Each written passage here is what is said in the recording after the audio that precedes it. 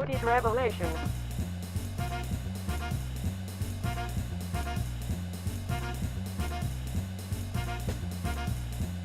Hey. Hey, everyone.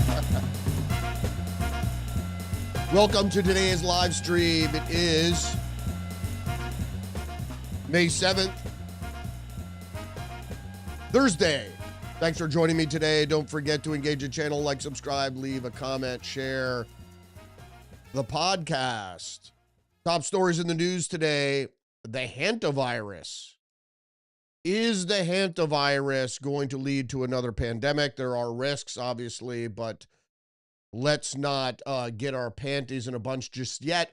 And also, some news from Iran. The Gulf states objected to Project Freedom. So there was supposed to be a protective dome over the Strait of Hormuz. And to ensure that, the U.S. would have needed to use bases in the Gulf states, and the Gulf states rejected that notion, so there will be no protective dome. And the Straits of Hormuz are effectively closed still.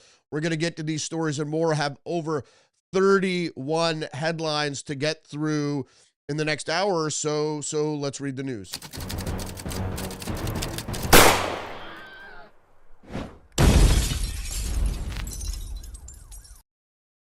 We're going to start with the Wall Street Journal. Inside the global effort to figure out where hantavirus will strike next.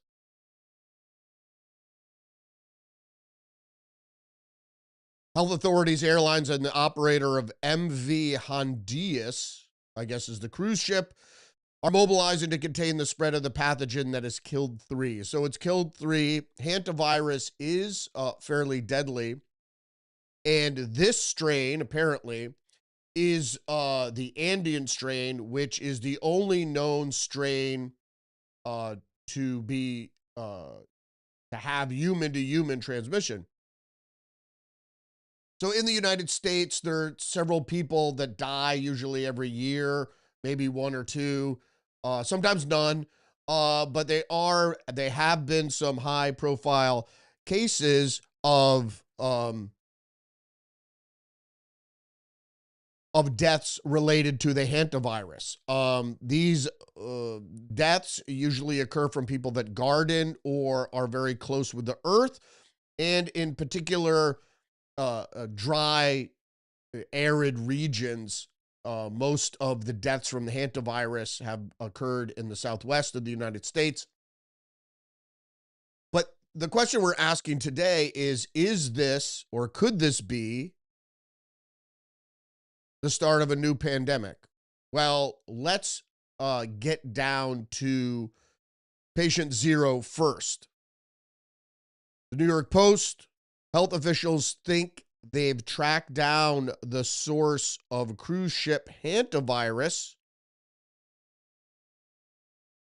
2 MV Hondias passengers who died from the hantavirus likely contracted through the deadly infection. While bird watching in Argentina, investigators believe they brought it on board the now stranded cruise ship.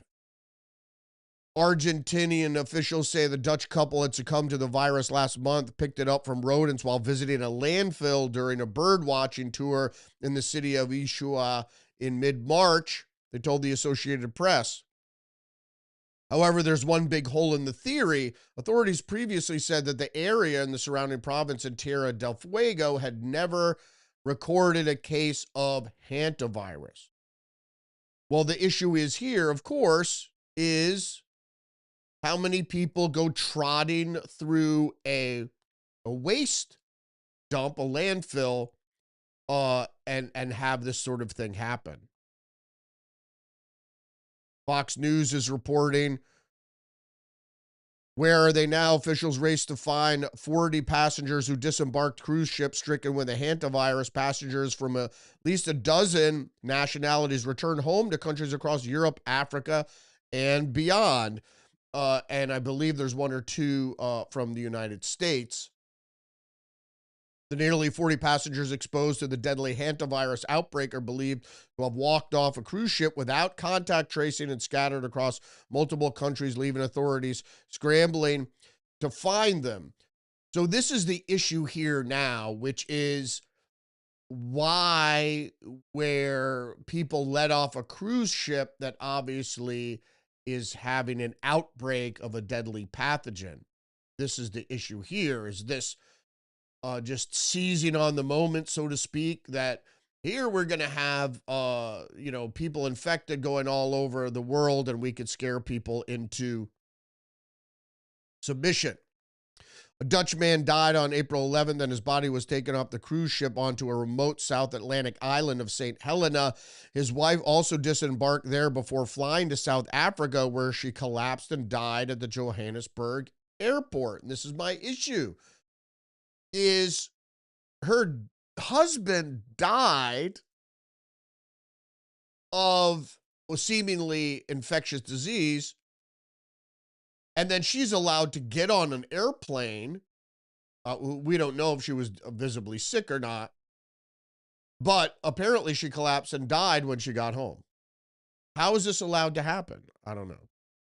Argentine officials told the Associated Press on Wednesday that the leading hypothesis is that the couple may have been exposed to rodents while visiting a landfill during a bird watching tour in the city of Ushuaia, unknowingly contracting the deadly virus before boarding the cruise ship. Let me be clear here, just like the coronavirus, the thing about the hantavirus, which is alarming, is the incubation period could be up to 2 weeks. This is an issue because you're holding the virus, and then you become sick later on. When you're carrying the virus and it's in its incubation period, you're not contagious. You're only contagious when the virus starts replicating enough to make you sick, and when it starts replicating to the point of shedding, which you have so much virulence that you sneeze and cough, and that spreads it. Don't forget that the way the infectious disease is spread is through coughing and sneezing. So when you cough or sneeze, right? Not like this, not like this. That doesn't do anything. Just putting your fist up, 6 inches from your mouth. You have to cover your mouth when you sneeze and then wash your hands, presumably, or use your sleeve or whatever, or a tissue.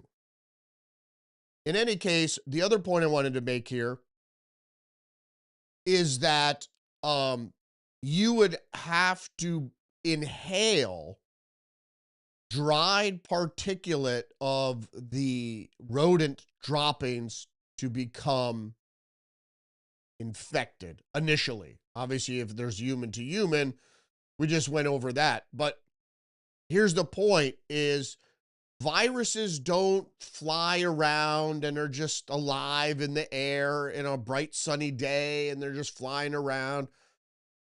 That's not how virus work. A virus has to live in a host.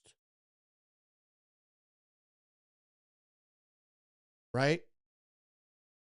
It's a little bit like a parasite. It can't live outside a host. So if you go to a landfill, there aren't hantaviruses running around, or even if you have mice or mice droppings, there's not hantavirus floating in the air. That's not how it works. The only reason it's human to human transmission is because when you're virulent, when you have a lot of replication of the virus inside you, you sneeze it and cough it out, aerosolize it into the air, and then other people breathe that in, and that's how they get sick.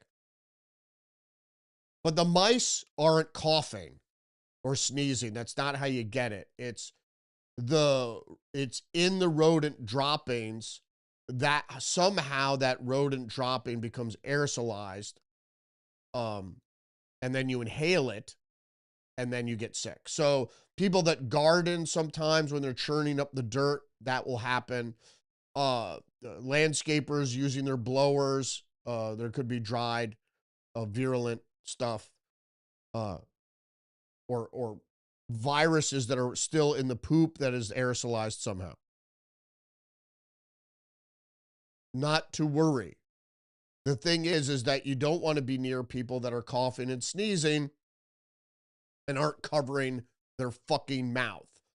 So it doesn't matter where you are or what the illness is, what the pathogen could be.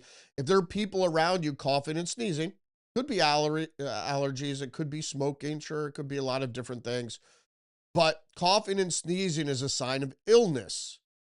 And if it's a contagious illness, then you could get sick if you're inside in a direct area. Now, viruses can't live in UV sunlight and UV light. So if you're outside on a sunny day between the wind and the sunlight, you're not going to get sick.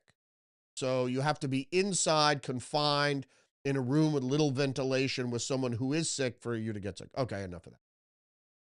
Story number 4, the Federalist, this COVID mandates case could let Alito prove the left doesn't care about bodily autonomy.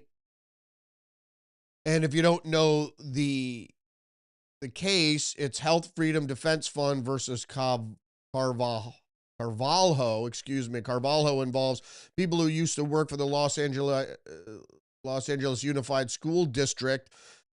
During the fall of 2021, the district ordered them to take the COVID-19 shot. It happened to me, but I didn't work for a municipality, so there's some difference there. They objected.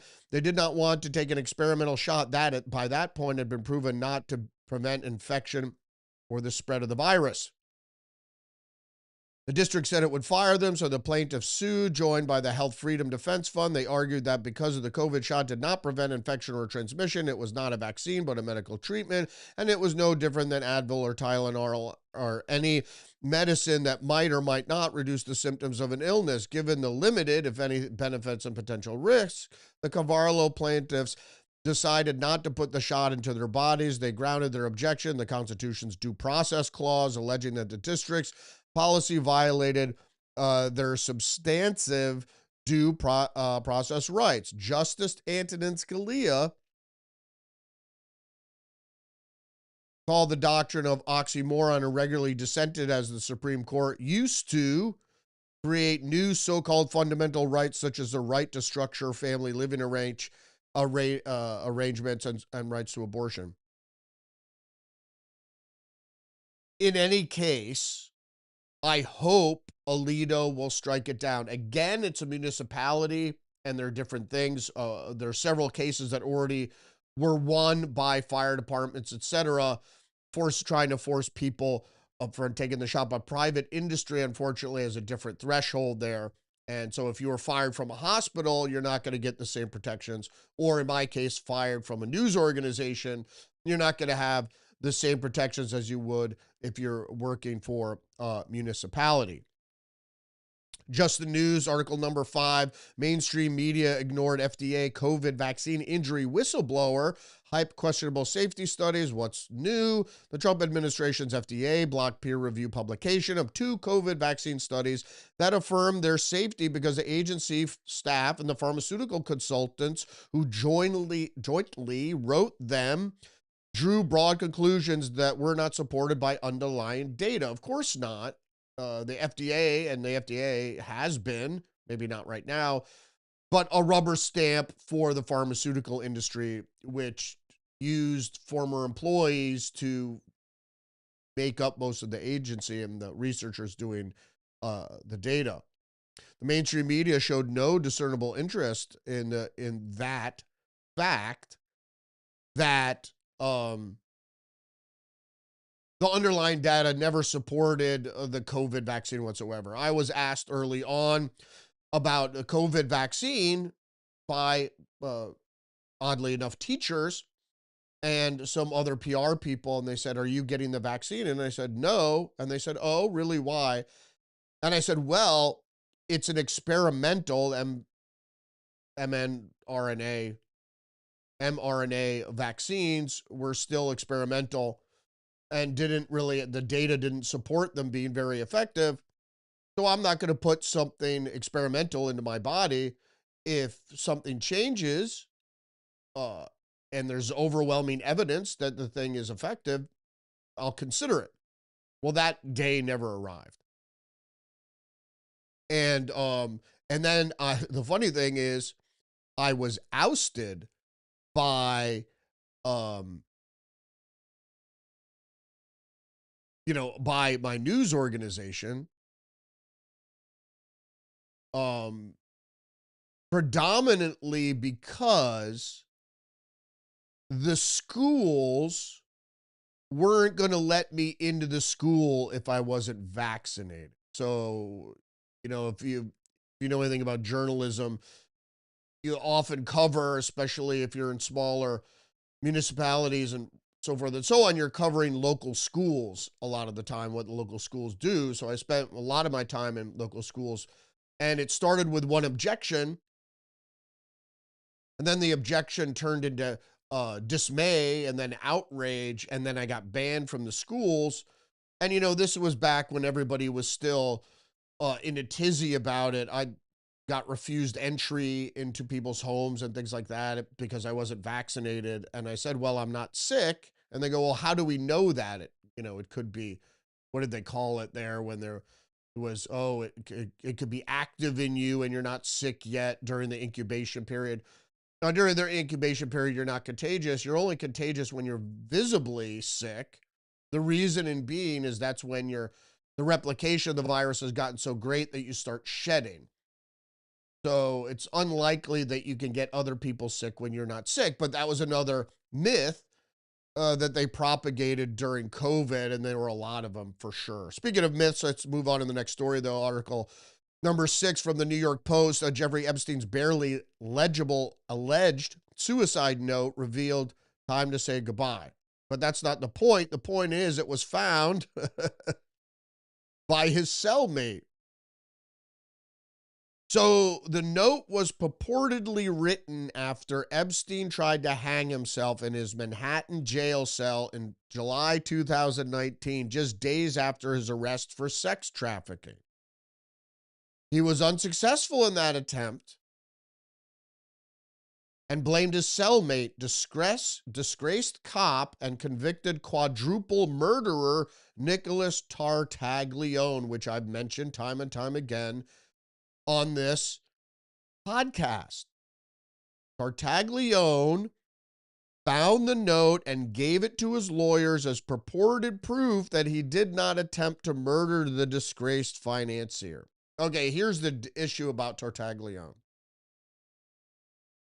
Jeffrey Epstein said he woke up after being unconscious with marks around his neck and said that Tartaglione, his cellmate, tried to strangle him in his sleep.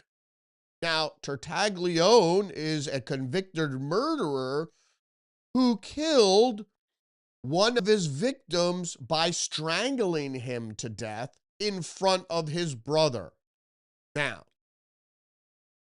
if you understand who Tartaglione is, he's not a good cop. He's a bad roid head cop. If you ever saw this guy, he's huge and could easily strangle someone to death.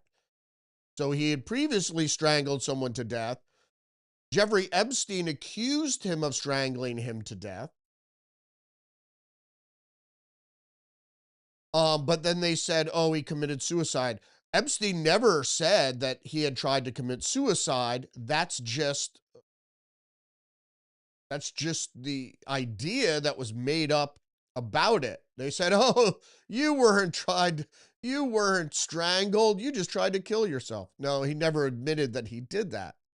But they used that as a pretext for his eventual murder, if you believe that he was murdered, and saying, well, he tried to kill himself once, and then he blamed it on this other guy who was in the cell with him, who happened to be accused of murdering someone through strangulation.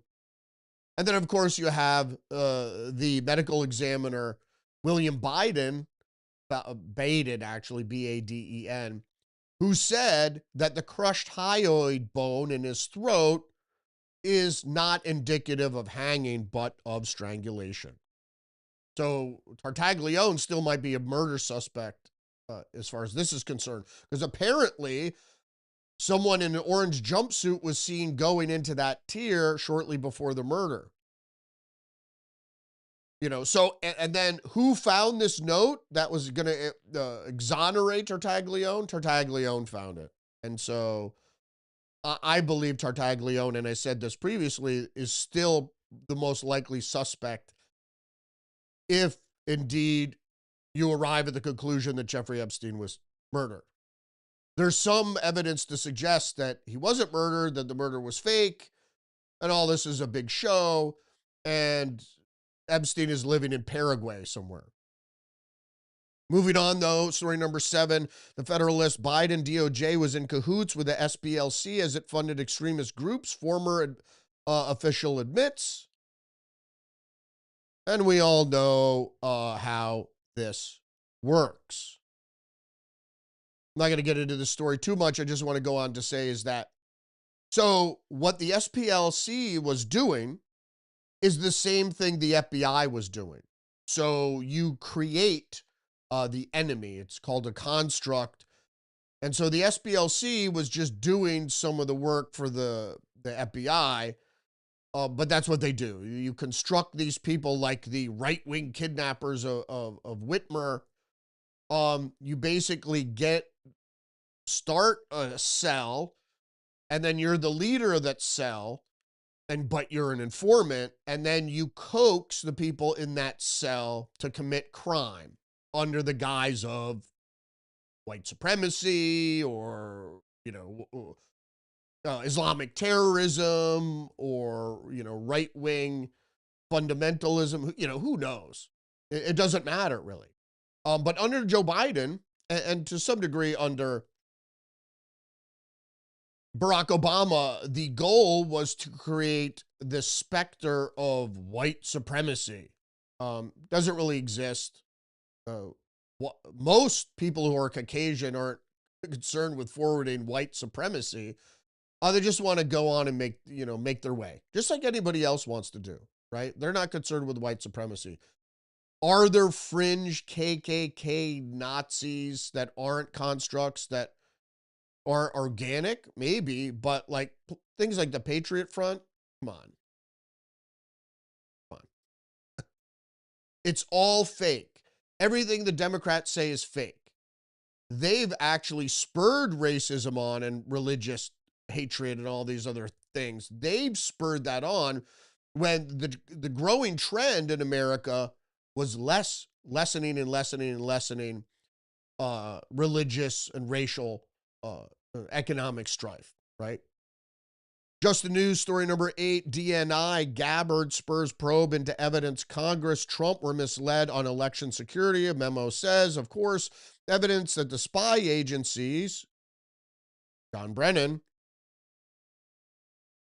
Clapper, and the like, tried to conceal U.S. election vulnerabilities, including whistleblower claims that a CIA officer was asked to alter evidence of China meddling and that President Donald Trump and Congress were intentionally kept in the dark about concerns involving China and Venezuela and their efforts to influence the election, which they did because in 2020, China was found to, well, it's the fake ID scandal that leads us to believe the ballot printing scandal was indeed true, because some of the names of the fake ID scandal were on those pre-printed ballots that showed up in semi-trucks at vote counting stations.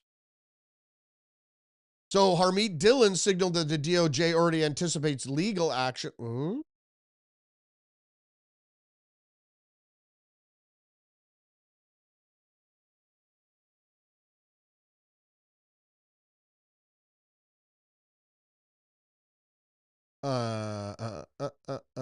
This was text from something else here, from this story. We're moving on to the next story here, just the news.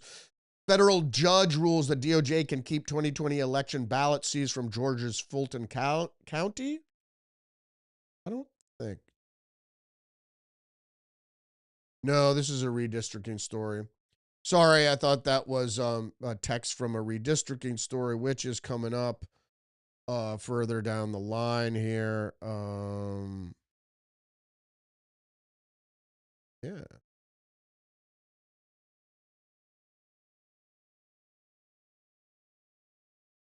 Hmm. Yeah, that's something that I messed up a little bit, something here. So the thing with the federal judge rules, so if you didn't know that the FBI had gone in Georgia and seized voting records. And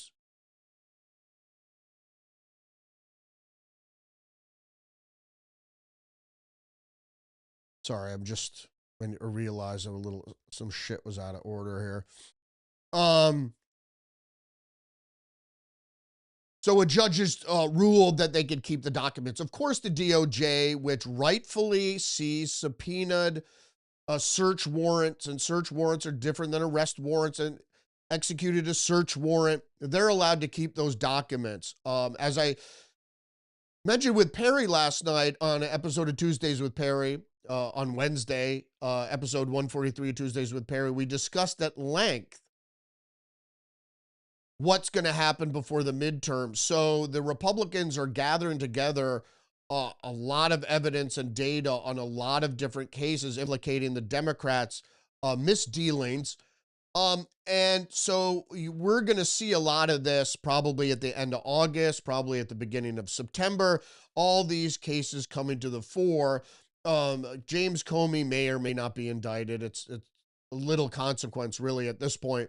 But all these other cases that paint the Democrats, the DNC, leftists, progressives, as actually engaging in illegality in regards to elections specifically. They're Democrats, so they're supposed to believe in the democratic process, but also a lot of other things, including spurring on violence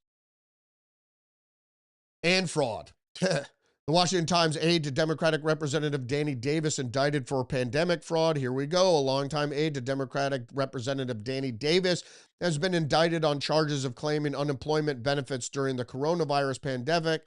Even though he was working for Congress the whole time, prosecutors said Gerard Moorer filed for benefits in May 2020 and continued to collect the taxpayer-funded checks for 16 months, walking away with over $30,000 of ill-gotten money. So, right, those funds are supposed to be for people who can't work. So you were double dipping, and this is what the Democrats do, and has been exposed by the Acorn scandal, is that people on the left want poor people to have money, even if they get it illegally. So it doesn't matter, right? And so it's my money. Is you're gonna get, that's there are a lot of people that believe that if you scam the system, like there's a big government money tree, and that you're scamming. People have money, so it's like stealing from the rich, giving to the poor. This Robin Hood thing. That's not what happens. Is you're fleecing the taxpayer, who are propping up this debt-ridden state. Just the news again, new Trump counterterrorism strategy elevates threats from leftist groups like Antifa. So this is Sebastian Gorka's territory. President Donald Trump on Wednesday unveiled the most significant update to the U.S. counterterrorism strategy since 9/11, creating new tools to fight growing leftist extremists like Antifa and that are radicalizing Americans with a unique blend of Islamist and Marxist ideologies. It's a red-green alliance that we've talked about quite a bit. Of course, we want to point out that there is some risk here that anytime you target the American people, we might be growing into trouble. We might getting into trouble. But if it is properly outlined about attacking ideologies that are incongruent with the U.S. Constitution, the American way of life, et cetera, and these are the groups that are actually spitting out hate. I don't know if I'd call it hate speech, because you have to go on a case-by-case basis. But in any case, Sebastian Gorka said the left has normalized violence or made it a permissible thing to do. Of course, because they can't win on the issues. That's what politics is. It's what are the problems facing Americans and what can politicians do to address those things. Usually they can't do anything. It's like people are like, how come President Trump isn't lowering prices? Oh, because the federal government doesn't have anything to do with prices. The only thing you do is institute price controls, which are inflationary. Um, yeah, I don't want to get into another economic discussion, but the left is the problem, and it's based in ideology. They're ideologues who can't even articulate their ideology or why it applies to X, Y, or Z. Just like Mark Hamill, this is the post-millennial. Mark Hamill posts image of dead President Trump with caption, if only days after assassination attempt. Story number 12. The post comes amid heightened concerns over threats against the president. Right. Totally irresponsible. I don't like Mark Hamill. I just don't. Why? Why would you wish? I don't wish death on my enemies. Unless I'm in armed combat, right? So I don't even wish death on my enemies. Why would you wish?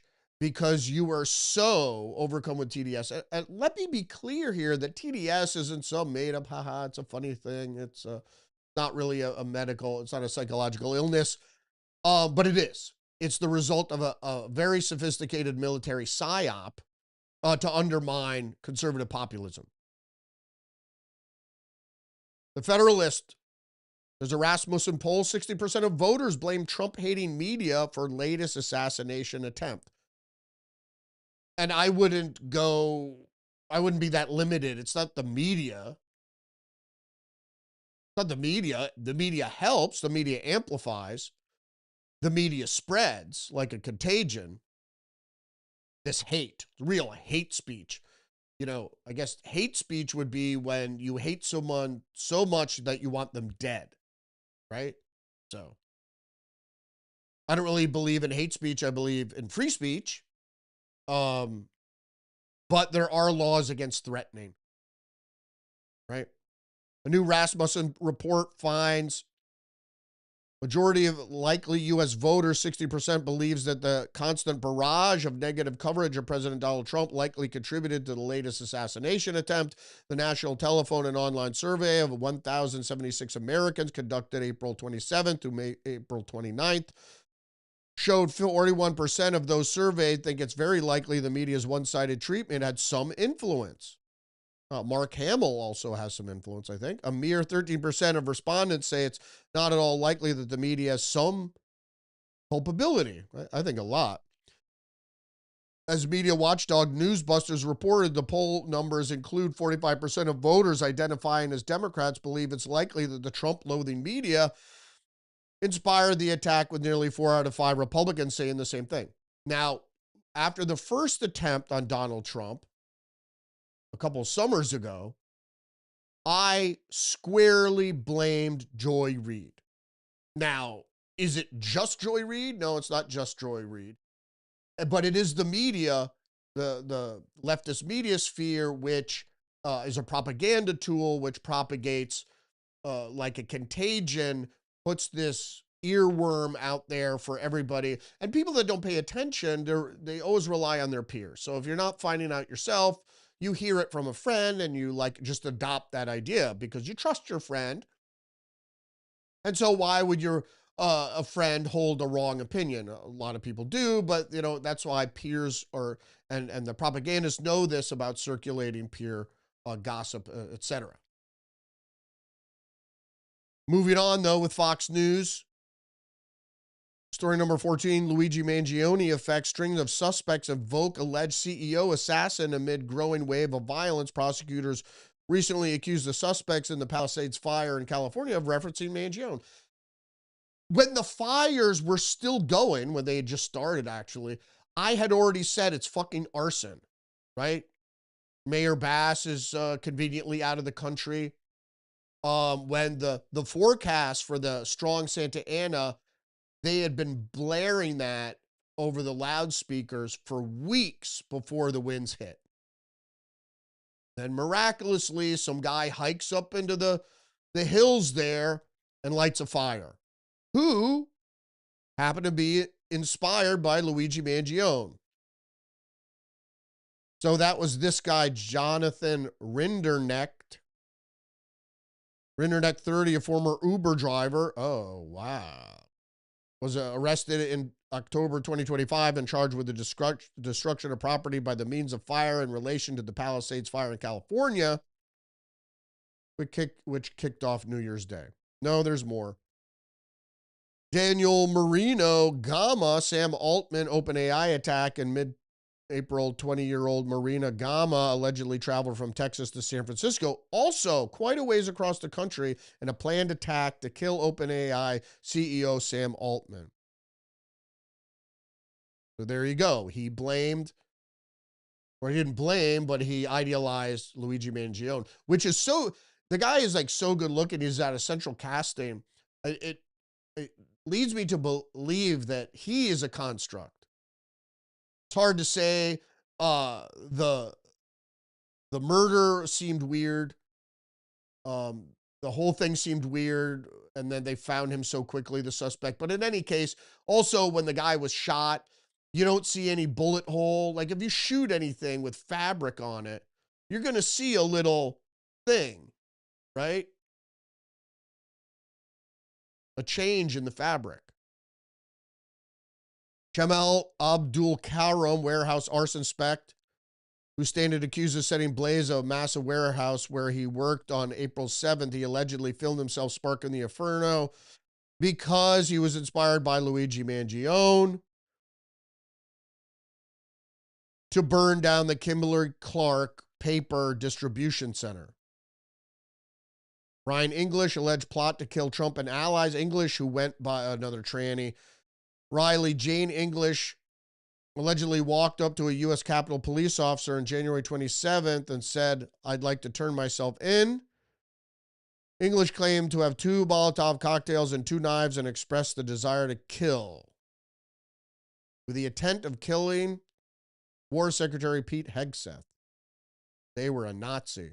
Also, Shane Tamura, another person that drove all the way across country, holding this sort of focus, this deadly, violent focus, all the way across country to attack the NFL headquarters. But he didn't. He attacked a different office by mistake.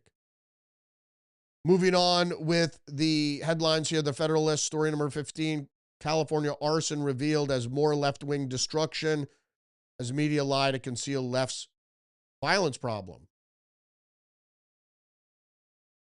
So I just went over that. The Palisades wildfire arsonist said he liked Luigi Mangione. Yeah, it's the cult mindset, right? So it's the hive mind. They always think about the conscious mind of everyone, whatever. It's you know, even if you don't believe in metaphysicality, it's your mind that's thinking. Is there sort of the pack mentality? Sure. You know, you're picking up vibrations from everybody. I mean, there's some reality to that. But half the challenge in life is keeping yourself separate. So sure, there's community, but there's also individuality. It's the dualistic aspects of existence, right? You want to be with people, but not all the time, right? And so you want to think for yourself, but also you want to try to understand what other people are thinking, and then maybe adopt that or maybe not. It's the duality, right? That's why individualism and socialism on either sides of the spectrum. So the truth isn't individualism is best. The truth is the blending of the two sides, the balance is the best. DJ Media, 4 reasons to cheer DOJ investigating illegal alien-loving Fairfax attorney. And they're talking about Fairfax County in Virginia, which is, Fairfax County is where Langley is and where all the interesting things happen. But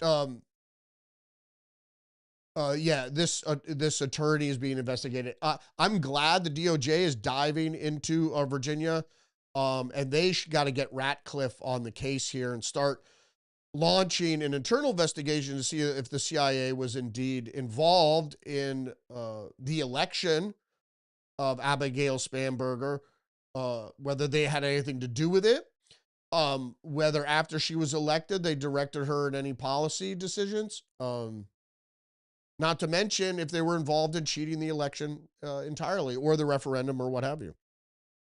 Post-millennial Mamdani doubles down on anti-rich sentiment after Ken Griffin says he'll take Citadel Empire to Miami. Mamdani has made it very clear. Griffin said, New York does not welcome success. The point is, New York's a big city. You need the wealthy tax base to pay for all the other shit. People don't understand. Even voters don't understand. There isn't a government money tree. Like government has unlimited money. No, the unlimited power to borrow. But every year, this country, the taxpayer pays $1 trillion to the people that hold treasury bonds. So China, banks, other countries. I'm sure there's some domestic citizens that also hold treasury bonds. You know, great, but it's not healthy for the country's economy. There's more. PJ Media, story number 18, Medicaid millionaires are hiding in plain sight. At one address in Columbus, Ohio, investigators found 94 different companies registered in the same building. The windows were covered. The officers appeared empty. Yet, according to the Daily Wire investigative team led by Luke Rosiak, that single address has billed taxpayers for more than $66 million. And when you're talking in the terms of billions, you're like, oh, big deal, $66 million. Not a fucking dollar, right, is the goal. Not a fucking dollar wasted to fraud. That's the goal. Now, you're never going to reach that goal, so, you know, shoot for the moon, settle for the stars. But if you're willing to overlook $66 million, I mean, it's a lot of money. I'd like $1 million. It is not mere waste. It is a system being exploited, the story goes on to say. Of course. Now, last night, Perry and I were talking about, we're trying to think of the woman. There was a woman in Broward County, Florida that was involved in scheming. She was the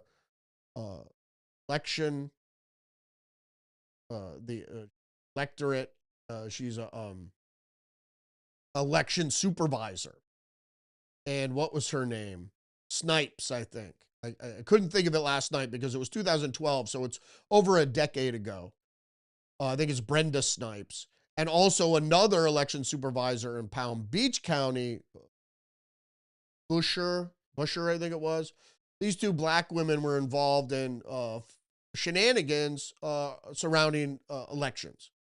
And we're talking about the chain of custody and ballots, et cetera, et cetera, et cetera. Same old stuff, but back then, like with Hillary Clinton, they were still padding the vote, which is something you do while the election, before the election, and while the election is occurring, not after, is what the change in cheating had been most recently. Because when it's after, you can see how many votes your opponent has and just make sure you truck in enough ballots to cover that. And that brings us to this story here. This is PJ Media, article number 19, FBI raids Virginia Senate President's office amid corruption investigation. Top Virginia Democrat and ally radical Governor Abigail Spanberger is suddenly in the spotlight as the FBI raids her office amid a reported corruption investigation. Virginia Senate President pro tempore, which means beyond temporary, Louise Lucas. And then the National Review had the same headline, FBI raids office and business of top Virginia Democrat legislator. Virginia Senate, so she's a state senator, and she's the Senate president. Louise Lucas was seen arriving at the scene as heavily armed FBI SWAT teams executed judicially authorized search warrants on her Portsmouth, Virginia office, along with a cannabis dispensary she co-owns that is located across the street from the office, which may be where she's hiding documents. I would hope this would be related to the election and not just harassment. Also, doesn't matter if it's a Democrat or a Republican. I don't believe tactical squads. I don't believe tactical squads should be doing this kind of work. I believe guys in suits should go up and knock on the door. They should be armed, of course, but go and knock on the door and serve search warrants. But now the FBI always comes out with their tactical teams.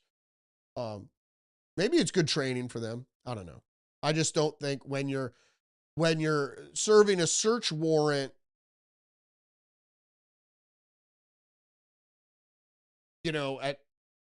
there's no evidence of any violence connected to this woman. So, story number 21, just the news. Blue state gerrymanders and legal crosshairs for violating civil rights must comply, Harmeet Dillon says. And so I'm hoping that these raids have something to do with gerrymandering. We'll see. This is the law of the land now. Harmeet Dillon says eventually every jurisdiction in the United States is going to have to comply with this race-free line drawing, said Harmeet Dillon.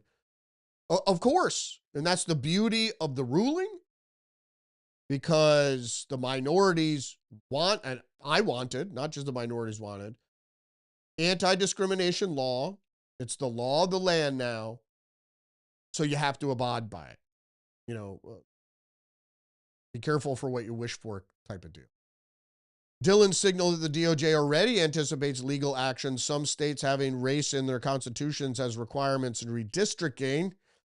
That's now illegal, so field is ripe for legal challenges, not just by the Department of Justice, but by private plaintiffs, candidates, and others. You have to give me a minute here.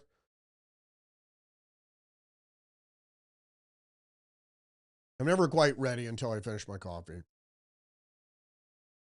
I've had a love-hate relationship with coffee. Has to be espresso. Has to be espresso. Can't. Drip coffee is actually, I don't want to get into a health discussion here, is actually bad for you. Bad for your heart, particularly. Espresso is good for your heart because it has more niacin. In any case. Zero Hedge, Trump paused Project Freedom after Gulf allies reportedly suspended base airspace access, is story number 22. And I sort of led with this today because it's really important to understand. And I talked about it at the open. So President Trump halted this idea, which was Project Freedom. So they're barnstorming ways to open the Strait of Hormuz. And so the military says, we will create a dome of protection. So anytime a ship is attacked, that there's going to be overwhelming response to that area or that attack platform. But to do that, you have to have constantly suspended drones, planes, and helicopters. And those can't be stationed on a ship. Mostly for fuel purposes, but I don't want to get into that. So that was my problem originally when talking about anti-ship missiles and whatever, the Chinese anti-ship missiles. But so you would have to launch these platforms from bases in the Gulf states. And the Gulf states didn't want to do that. I believe, I'm surmising here, that the Gulf allies didn't want retribution from Iran. They don't want to take the missile hits anymore, particularly in their production facilities. So this is what they're reporting. Saudi Arabia suspended U.S. military access. Saudi Arabia is said to have responded by informing Washington that U.S. forces would not be permitted to operate aircraft from Prince Sultan Air Base southeast of Riyadh or transit Saudi airspace supporting the mission. But I thought they were an ally. Me too. Other Gulf allies were also reportedly surprised by the development, reporting Kuwait had made a similar move to cut or restrict base access. What is that? In response, the kingdom informed the U.S. it would not allow the U.S. military to fly aircraft from Prince Sultan Air Base across Riyadh or fly through Saudi airspace. A call between Trump and Saudi Crown Prince Mohammed bin Salman, did not resolve the issue, the two officials said, forcing the president to pause Project Freedom in order to restore the U.S. military access to critical airspace. Wow. And that is going to bring me to my next story. One more word on this is like the Crown Prince of Saudi Arabia is Trump's guy. Trump put him in there. That was the whole Adnan Khashoggi thing. It was related to that. Trump put this guy in there, but the reasoning being, as I said, they do not want to open unneededly in what would be seen as a ceasefire breaking thing, right? So the Gulf states want a ceasefire with Iran because they don't want to have their shit get blown up. Brings us to the next article here. First Chinese tanker attacked near Hormuz as Beijing urges waterway opened. So nobody's sure what this really is because China and Iran are allies. Why would Iran attack a Chinese ship? Because China was asking for the strait to be reopened and Iran is keeping it closed. But when the chaos erupted on the world's most critical waterway at the beginning of the week, a new report said that a large refined products tanker owned by the Chinese ship owner was attacked off the UAE's Algiers port on Monday. And also, it's not just a message to the Chinese, but the UAE, I think in particular, they've become under sustained attack. And that's why they also want to break out of OPEC. That's a longer story for another time. And also we have to consider that Iran might have not known it was a Chinese tanker or targeted the wrong one by accident or what have you. Beijing-based business media outlet KZN reported that the vessel's deck erupted in flames after the attack. The outlet noted that the vessel was marked China owner and crew. Okay. A shipping industry told source KZN that this was the first time a Chinese tanker was hit in a 3-month-long war, calling it psychologically very hard to accept. Yeah, who knows exactly how that was done. Shortly after the Chinese tanker was attacked, it became clear why. 2 days later on Wednesday, Chinese Foreign Minister Wang Yi called for the swift reopening of the Hormuz Strait choke point. So there it is. You know, they don't like what the Chinese are saying. Iran is probably like, we're going to attack your shit too if you don't watch it. It's hard to know what's going on in Iran. Like I said, they have the mosaic strategy where everything is disconnected and people might not have had correct targeting or did this as a lone wolf type of thing. China's urgency to resolve the highly disrupted Hormuz choke point comes just over a week before President Trump flies to Beijing to meet with Xi Jinping. The big question is whether China will cooperate with the U.S. to end the conflict and reopen the strait. As much of the tanker flow through this critical waterway is destined for Asia, and the disruption has led to fuel shortages and soaring prices of crude in the region worldwide, really. China likes to present itself as a great stabilizing force in the world, but imagine if they had a genuine diplomatic achievement, such as brokering the opening of the Strait of Hormuz as a proof of that, said Richard McGregor, senior fellow at Lowy Institute, that's Bloomberg. That's a conservative institute. I wouldn't even call it conservative. It's like, it's corporate. So it's like there was a time where conservative interests were corporate interests. Unheard, RFK Jr.'s anti-SSRI campaign is long overdue. This is story number 24. Kennedy has announced initiatives aimed at reducing the use of SSRIs, the most widely prescribed class of antidepressants. Prozac, Zoloft, Lexapro, Paxil are now taken by roughly 1 in 6 American adults.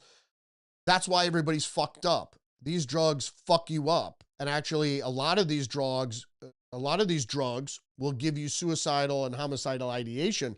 Obviously, so extreme, it will drive people to drive or go all the way across country, maintaining this zealous idea to go kill someone because of what the Democrats say. Or I should say, because the Democrats say he's a bad man. And so when you put this military grade psyop on top of people that are taking antidepressants, that's why you have school shooters. That's why you have just lone wolves going crazy. And I'm not even going to mention the sock puppets and AI online coaxing people to do this. Fox News, DHS urges Wisconsin Sanctuary County to keep illegal immigrant accused in elderly sexual assaults in jail. More illegal alien crime exposed, and it's heinous crime. It's not like shoplifters or, something mundane. It's really rape, murder, sometimes of children. A lot of times it's in their own country, and then the Democrats say, he's not a convicted criminal. No, but in his country, he's wanted for raping people. So Julio Cesar Morales Harkin allegedly sexually assaulted elderly residents at a residential care facility that he worked at. You see, when people commit crime, a lot of time it's indicative of their moral compass. So faithful in little, faithful in much, right? So little crime like crossing the border just generally is an indication that they're more likely to commit not always worse crime, but crime in general.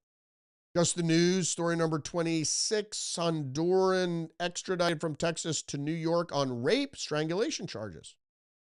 Different guy. Honduran national illegally crossed the southwest border and made his way to New York, where he stands accused of violently raping and attempting to strangle to death an intoxicated man outside of a restaurant in Long Island. He then traveled to Texas attempting to flee to Mexico. Instead, he was arrested in Texas and extradited to New York. I had to look at this twice because I'm like, he raped another man after he beat him half to death. Honduran national Jose Ignacio Bonilla Garcia was arrested in Fort Bend County, Texas, on a criminal arrest warrant from Suffolk County, New York, for allegedly beating a man unconscious, then dragging him behind a dumpster and raping him while he was incapacitated, ICE said. Oh my God. And behind a dumpster, a guy that you beaten half to death, you sodomize after you beat him while you're smelling garbage.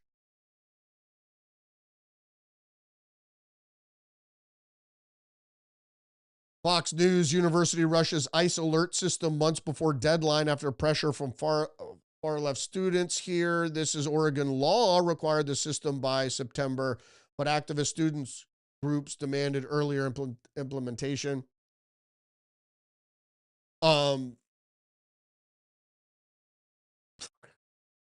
Sorry.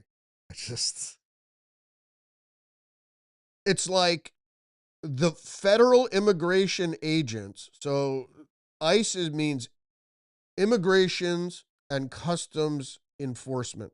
Let's just stick with immigration. So immigration enforcement. So ICE is enforcing immigration law. Period. That's supremacy clause, and that's all you really need to know. So if you are warning criminals for upcoming investigation and arrest, uh, that's interference with a law operation. The University of Oregon caved to student demands after infusing a new ICE alert into the university's campus-wide emergency alert system, which took effect. This is a statewide system. Oregon House Bill 4709 passed in February and signed by the governor in April, which required K through public schools and higher education institutions to designate a system to notify students of federal immigration presence. But the deadline was a little further down the road because we got to protect ourselves against Nazis. Supremacy. So you're a Democrat. Most of these people are Democrats. Here's the democratic process. Your representatives voted, maybe didn't win, but voted in or for bills or not bills or voted against bills that stated what the immigration law of the United States would be.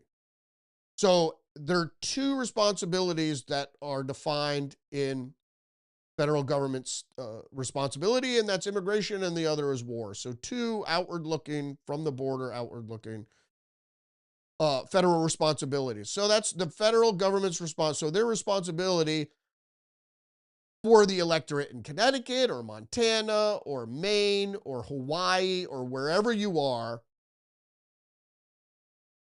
the electorate wants you, ICE, to go get people that are in the country illegally. The democratic process, that's what they're doing. It's not Nazis and rounding up people that didn't do anything wrong. Yeah, of course they did something wrong. And that's the way the law is. Change the law. You can't change the law because there's not support by the majority that want people that live in another country or foreign nationals, allow them to just come into the country and set up residence. They don't want it. The majority, that's democracy. Tired of going over this with people on the left. Daily Mail, UFO revelation. Religious leaders told, prepare now for UFO disclosure to unleash Bible-changing revelation.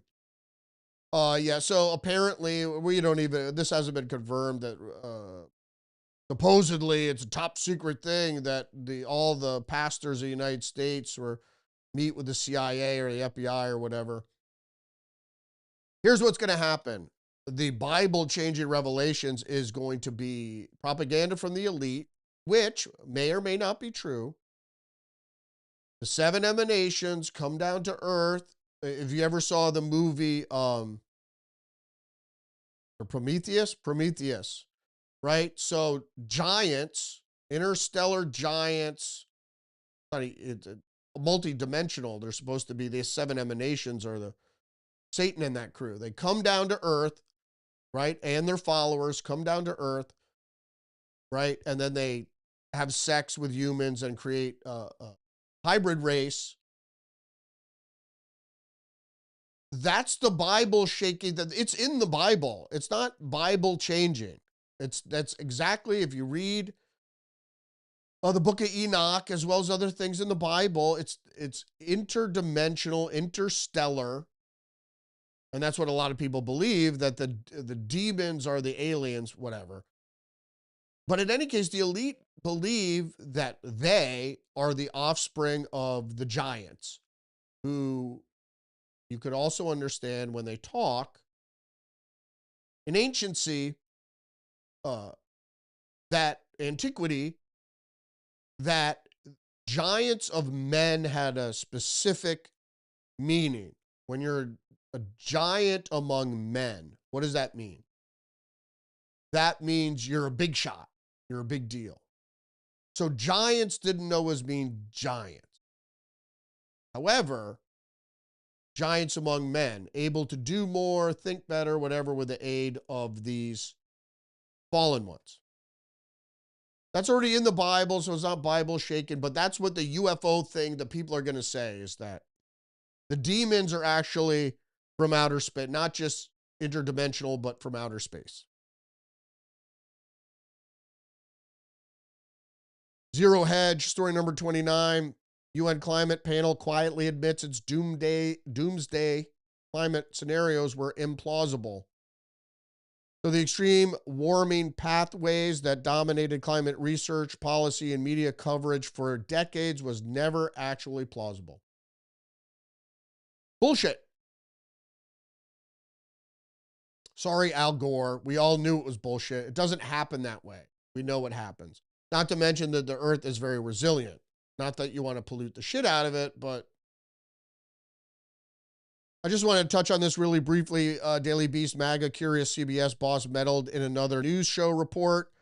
And this is Sunday Morning, which I quote all the time. And the only reason I put this in here is that they say the MAGA curious editor-in-chief, Barry Weiss. That's just, and it's the Daily Beast, but it's just the MAGA curious. It's just trying to be objective. So you have to take 2 points of view and consider them both and where the truth really is. But the reason is I wrote constantly, Barry Weiss, about Sunday Morning and a little bit about Face the Nation, but mostly about Sunday Morning because they've never been, the show was never really political, but now they're so political, especially when they have that little CIA guy there. But I'm not going to get into this story because we're low on time. So study finds, which I don't quote very often either, politics is destroying American friendships and it's getting worse, which I agree. More than a third of Americans, 37%, report having lost at least one relationship due to political differences. Friendships, family ties, co-workers, relationships, partnerships. Yep.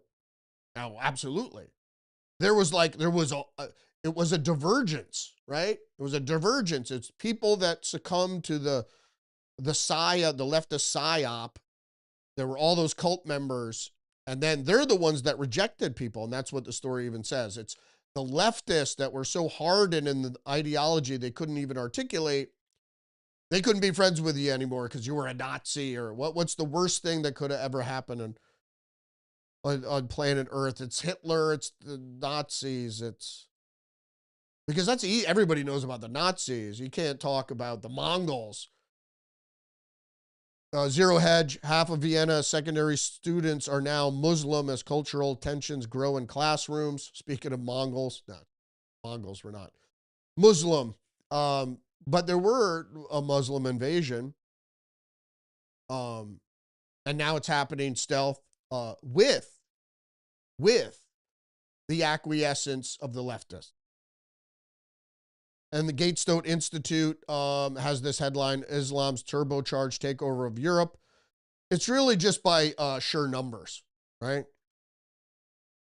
It's really just by sheer numbers that they're just Muslim immigrants flooded. I mean, I was in Paris way a long time ago, and my grandmother was already complaining about the Turks. And the Turks politically control these groups when they go into Europe because they have the system all set up already. So, I mean, for what it's worth, the immigration really led to this, and it's not over yet. Thanks for joining me today. Don't forget to engage the channel, like, subscribe, leave a comment, share the podcast. Don't forget, you're under attack psychologically and biologically. Stay hip to the trick. We're typical on time. An hour and 8 minutes. Thanks for joining me. Join me every day, Monday through Friday, live streaming at 10 a.m. We'll see you tomorrow.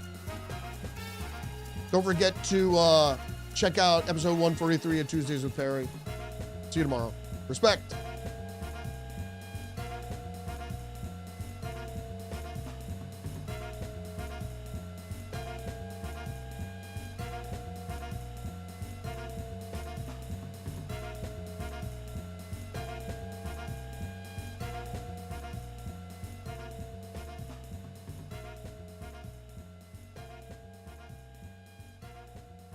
These people are crazy.